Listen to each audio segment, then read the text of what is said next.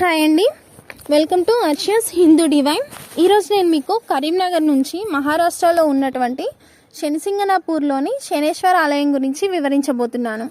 కరీంనగర్ నుంచి శనీశ్వర ఆలయంకి వెళ్ళే మార్గమధ్యంలో మేము చూసిన చాలా చారిత్రకమైన ప్రదేశాలు అలాగే బ్యూటిఫుల్ లొకేషన్స్ మీతో షేర్ చేయాలనుకుంటున్నానండి.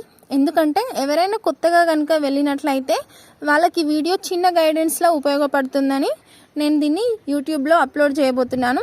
సో వీడియో చూసే ముందు నా ఛానల్ని కనుక మొదటిసారి మీరు చూసినట్లయితే సబ్స్క్రైబ్ చేయండి. అలాగే ఈ వీడియో మీకు నచ్చినట్లయితే లైక్ చేయండి. వీడియో మొత్తం చూసిన తర్వాత కామెంట్ చేయండి. ముందుగా కరీంనగర్ నుంచి మధ్యాహ్నం 2 గంటలకి మనకు నిజామాబాద్ వరకు ట్రైన్ ఉంటుందండి. మేము 2 గంటలకి కరీంనగర్ రైల్వే స్టేషన్లో ట్రైన్ ఎక్కి రాత్రి 9 గంటల ప్రాంతంలో నిజామాబాద్లో దిగాము. మన కరీంనగర్ నుంచి నిజామాబాద్ రైల్వే స్టేషన్కి రీచ్ అయ్యే మార్గ మధ్యలో కూడా చాలా బ్యూటిఫుల్ లొకేషన్ ఉంటుందండి.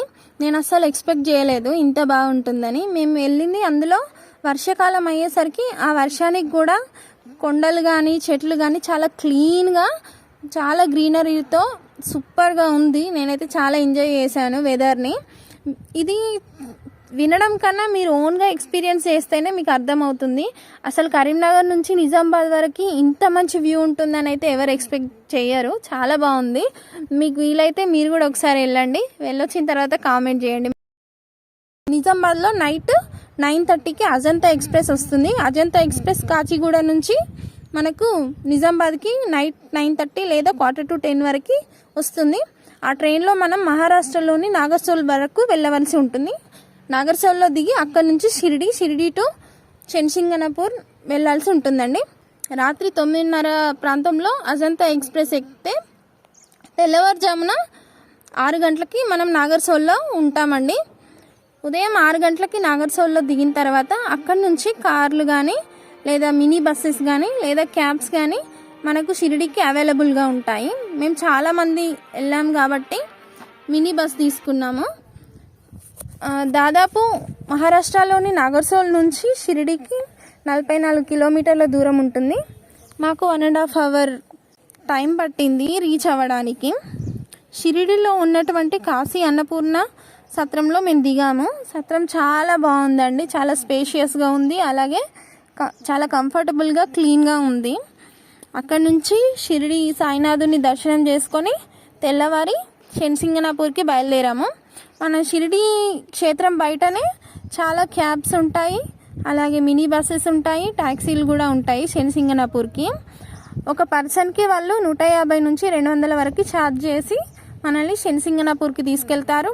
మధ్యలో కూడా శనిసింగనాపూర్ చుట్టుపక్కల ఉన్నటువంటి టెంపుల్స్ని కూడా మనకు చూపిస్తారండి. అలా వెళ్ళే మార్గ మధ్యంలో చాలా మంచి ప్లేసెస్ని మనం చూడవచ్చు. శనిసింగనాపూర్లోకి ఎంటర్ అయిన తర్వాత ఆలయం ముందు మనం కొన్ని వస్తువులు తీసుకోవాల్సి ఉంటుంది, పూజ సామాగ్రి. అదేంటంటే నల్ల నువ్వులు, అలాగే నవధాన్యాలు, నువ్వుల నూనె, పూలు, పళ్ళు, పసుపు, కుంకుమ, అలాగే పంచలోహాలతో చేసినటువంటి ఒక ఉంగరం కానీ లేదా రాగితో తయారు చేసిన ఒక ఉంగరం కానీ మనకిస్తారు. ఆ ఉంగరాన్ని స్వామి ముందు మనం సమర్పించవలసి ఉంటుంది అక్కడ.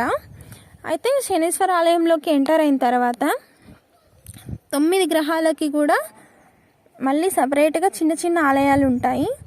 ఈ శనీశ్వర ఆలయం అయితే ఇంకా అది ఇంకా బ్యూటిఫుల్ ఉంటుంది. మనం ఇప్పటి వరకు చేసిన జర్నీలో చూసిన వ్యూ కన్నా ఇది చాలా బాగుంది టెంపుల్. నాకైతే చాలా బాగా నచ్చింది. మీకు ఈ వీడియోలో చూపిస్తున్నాను, చూడండి. శనీశ్వర ఆలయంలోకి మనం ప్రవేశించిన తర్వాత అక్కడ 5 అడుగుల నల్లటి రాతి విగ్రహం మనకి దర్శనమిస్తుంది. అదే శనీశ్వరుడి యొక్క స్వయంభుగా వెలిసిన రాతి విగ్రహం. ఆ విగ్రహం చాలా బహిరంగంగా ఉంటుంది. ఎలాంటి గర్భగుడి కూడా ఉండదు. అలా ఎందుకు ఉండదు అంటే పూర్వం ఒక చరిత్ర మనకు అందుబాటులో ఉంది. అదేంటంటే పూర్వకాలంలో ఒకరోజు శనిసింగనాపూర్లో విపరీతమైన వరదలు వస్తాయి. అలా చాలా రోజులు వరదల తర్వాత మళ్ళీ మామూలు పరిస్థితి ఏర్పడుతుంది. అప్పుడు ఒక రైతు తన పొలానికి వెళ్తాడు. అప్పుడు అక్కడ ఒక నల్లటి రాతి విగ్రహం 5 అడుగులతో కనిపిస్తుంది. అదేంటి అని చెప్పేసి తను ఆ విగ్రహాన్ని కదపడానికి ప్రయత్నిస్తాడు. అప్పుడు ఆ విగ్రహం నుంచి రక్తం అనేది కనిపిస్తుంది. ఆ రైతు వెంటనే భయభ్రాంతులకు గురవుతాడు మరియు చాలా ఆశ్చర్యానికి గురవుతాడు. తను ఆ విగ్రహాన్ని చూస్తూ ఉండగా చీకటి పడిపోతుంది. తను వెళ్ళి నిద్రపోతాడు ఇంట్లో. అప్పుడు శనిదేవుడు ఆయన యొక్క కలలోకి వచ్చి, నువ్వు చూసిన విగ్రహం ఎవరిదో కాదు, అది నా విగ్రహమే. మీరు దాన్ని అలానే బహిరంగంగా ప్రతిష్ఠించండి, నేను అక్కడే కొలువు తీరుతాను. మీరు నన్ను ప్రతి శని త్రయోదశి రోజు కూడా ప్రత్యేకమైన పూజలతో పూజించండి. నేను ఈ గ్రామాన్ని ఎల్లవేళలా కాపాడుతాను అని మాటిచ్చి వెళ్ళిపోతాడు. అప్పుడు ఆ రైతు ఊరిలో ఉన్న ప్రజలందరికీ జరిగిన విషయాన్ని చెప్తాడు. అప్పుడు ప్రజలందరూ కూడా ఆ ఊరిలో శనిదేవుణ్ణి ప్రతిష్టాపన చేస్తారు. ఆ విధంగా ఆ విగ్రహం అలాగే ఉంటుంది. తర్వాత దాని పక్కన మళ్ళీ నవగ్రహాలకి కూడా, అంటే సూర్యుడు, చంద్రుడు, కుజుడు, బుధుడు, గురుడు, శుక్రుడు, శని, రాహువు, కేతువు, ఈ అన్ని నవగ్రహాలకు కూడా మళ్ళీ పక్కన ఆలయాలని నిర్మిస్తారు. ఈ ఆలయాలలో ముఖ్యంగా శనీశ్వరుడి యొక్క ఆలయం ఒక పెద్ద టవర్ లాగా చాలా పొడవుగా చాలా చక్కగా రాతితో నిర్మిస్తారు. ఆ శనీశ్వరుడి యొక్క ఆలయానికి ఇరువైపులా కూడా మిగతా గ్రహాల యొక్క గుళ్ళని కూడా ఏర్పాటు చేస్తారు. అలా ఈ శనీశ్వర ఆలయానికి వెళ్ళినప్పుడు 9 ప్రదక్షిణాలు కానీ లేదా 11 ప్రదక్షిణాలు కానీ చేసి స్వామివారిని దర్శించుకోవాల్సి ఉంటుంది. అక్కడ ఆ నవగ్రహాలకి పక్కనే మనకు ఒక స్వచ్ఛమైన కోనేరు అనేది కనిపిస్తుంది. అది చూడడానికి చాలా చాలా అద్భుతంగా ఉంటుంది. అది కేవలం ఆధ్యాత్మిక ప్రదేశమే కాకుండా చాలా బ్యూటిఫుల్ లొకేషన్ కూడా ఉంటుంది. మీరు వెళ్తే దాన్ని ఎక్స్పీరియన్స్ చేయవచ్చును. నేను ఈ వీడియోలో ఆ లొకేషన్ మొత్తం కూడా క్యాప్చర్ చేశాను, ఒకసారి చూడండి.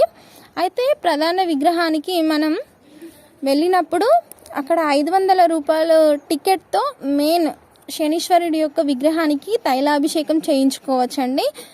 లేదు అనుకునే వాళ్ళు అక్కడ పక్కన ఒక జాలి లాంటిది ఉంటుంది. ఆ జాలిలో మనం ఫ్రీగా వెళ్ళి నువ్వుల నూనె పోస్తే అందులో నుంచి డైరెక్ట్ స్వామివారికి మనం పోసిన నూనె అనేది పడే విధంగా ఏర్పాట్లు చేశారు. దీనికి ఫ్రీగా పోయచ్చు.